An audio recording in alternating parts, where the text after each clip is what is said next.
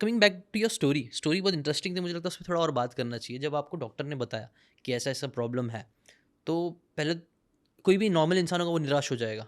वो टाइम पे आपका रिएक्शन क्या था? क्या डिसाइड किया कि अब से मतलब क्या करोगे? व्हाट वाज, कई सारे लोग, क्योंकि मुझे लगता है जो कोई देख भी रहे होंगे, कोई रिलेटिव भी उनका होगा जो डायग्नोस कर दिया, किसी को डॉक्टर ने बता दिया कि भाई ये हो सकता है, ये नहीं हो सकता, उनको डिफाइन कर दिया गया है, और वो बहुत निराश हो जाता है, और कई बार वो लाइफ में फिर उसके बाद कुछ करने का उनका मन ही नहीं करता। उससे हट के आपने इतनी सारी चीज़ें करी, तो वो कैसे करी? इसमें 2 चीज़ें मैं कहना चाहूँगा। जब डॉक्टर्स ये कह रहे हैं कि भई आपकी ये बीमारी ठीक नहीं हो सकती, तब एक्चुअली डॉक्टर्स ये कहना चाहते हैं कि हमारे नॉलेज के मुताबिक आपकी ये बीमारी ठीक नहीं हो सकती। तो पहले तो वहाँ पर निराश होने की ज़रूरत नहीं है और हार मानकर बैठने की ज़रूरत नहीं है। उन्होंने जो बताया है वो अपनी जगह पर बिल्कुल सही बता रहे हैं, और कभी-कभी डॉक्टर्स को ज़्यादा सीरियस होके भी बताना पड़ता है, क्योंकि वरना इंसान सीरियस नहीं होता। ट्रू। हाँ, हाँ। तो वहाँ पर उनका काम सही है। बट अब अपना काम ये है कि we ask a question, what next? ये होना था, हो गया। मैं आगे क्या कर सकता हूँ? जब मेरे पास रिद्धिमा और नकुल आए थे दिल्ली से, ओके। रिद्धिमा को डॉक्टर्स ने बोला था सिर्फ 60 दिन है आपके पास। अच्छा। वो कैंसर से पीड़ित थे। उन्होंने मेरे से पूछा कि सर मैं आपका क्लास अटेंड कर लूँगी, आपके जो मेडिटेशन से सीख लूँगी, क्या उससे मैं ठीक हो जाऊँगी? मैंने कहा नहीं। तो बोले मैं क्यों क्लास अटेंड करूँ? मैंने कहा आपको तो भरोसा है कि आप 60 दिन जीने वाले हैं, मुझे तो ये भी नहीं पता कल सुबह मैं उठने वाला हूँ कि नहीं। हम्म। और जब उनको ये समझ मिली तो मैंने कहा कि देखो, ये 60 दिनों में अगर आपको 100 साल की ज़िंदगी जीनी है तो आपको ये क्लास अटेंड करना चाहिए। और वो आए, वहाँ पर उन्होंने जी जान लगाकर 3 दिन कूदे, नाचे, जो भी मेडिटेशंस में करवा रहा था, जो वो सीख रहे थे, उनको बड़ा मज़ा आ गया। वो ये सोचना बंद कर दिया कि मेरे पास 60 दिन है, वो ये सोचना शुरू करे कि मुझे अगर इसी में पूरी ज़िंदगी जीनी है तो मैं कैसे जीने वाली हूँ। और नतीजा ये आया कि आज इस बात को 2.5 साल हो चुका है, and she is absolutely fit and fine and living an amazing life. और वो सेम हीलिंग टेक्निक्स और मेडिटेशन सब दुनिया को सिखा रहे हैं, बिकॉज शी फील्स वो एक बोनस लाइफ जी रहे हैं। Amazing, amazing. आपने ये स्टोरी बताई तो मुझे एक वो how to stop worrying and start living book का ना एक स्टोरी याद आ गई। उसके अंदर भी एक पेशेंट थे जिनको लाइक पेट में बहुत सारे अल्सर्स हो गए थे, और वो हमेशा बेड रिडन थे। नर्सेस की ज़रूरत पड़ती थी सब पस निकालने के लिए, ये सारी चीज़ें करने के लिए, और डॉक्टर्स ने बोली था आप जी नहीं पाओगे। तो उन्होंने भी यही चीज़ किया कि यार वैसे भी मरने वाला हूँ। तो उन्होंने बोला एक शिप, उनको हमेशा से सपना था कि मैं ना वर्ल्ड टूर करूँ, क्रूज़ में जाके ये सारी चीज़ें करें। तो उन्होंने बाकायदा हर चीज़ है ना प्रिपेयर, अपनी अपनी मैयत होती है ना, मतलब बॉक्स होता है ना, कॉफिन, वो भी लेके गए थे वो क्या बात है। वहाँ पे। लेकिन वहाँ पे जाके वो पूरी ज़िंदगी एकदम दिल खोल के जिए। मतलब नहीं करना चाहिए था, बट ये सब भी किया, जैसे सिगार पिए, उधर तूफान आ रहा है उसके अंदर नाच रहे हैं, खुल के जी रहे हैं, ऐश कर रहे हैं, मजे कर रहे हैं।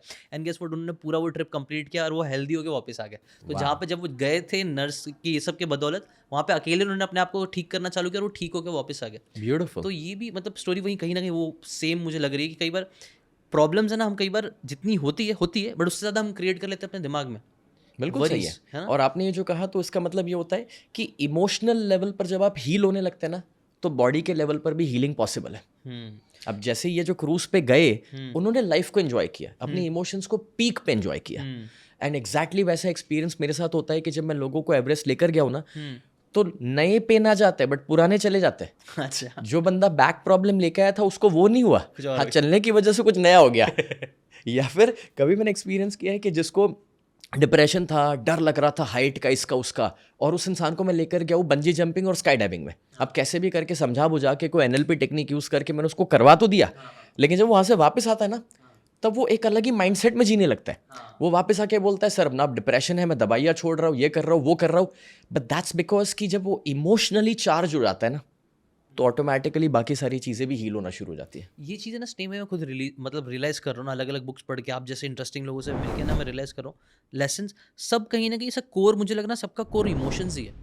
मतलब इमोशंस एक टाइम अगर हम सही कर ले अपने, तो सारी चीज़ें फिर फिजिकल मैनिफेस्ट, हर चीज़ सही होने लग जाएगी। जैसे मैनिफेस्टेशन में भी हम बात करते हैं, it talks about emotion, it talks about state, एक अच्छा अल्ट्रा स्टेट में रहना, जैसे आपने भी बताया, वो स्टेट में फिर पॉसिबिलिटीज़ खुलने लग जाती है। तो आप इस चीज़ से एग्री करोगे, emotions plays a really crucial role.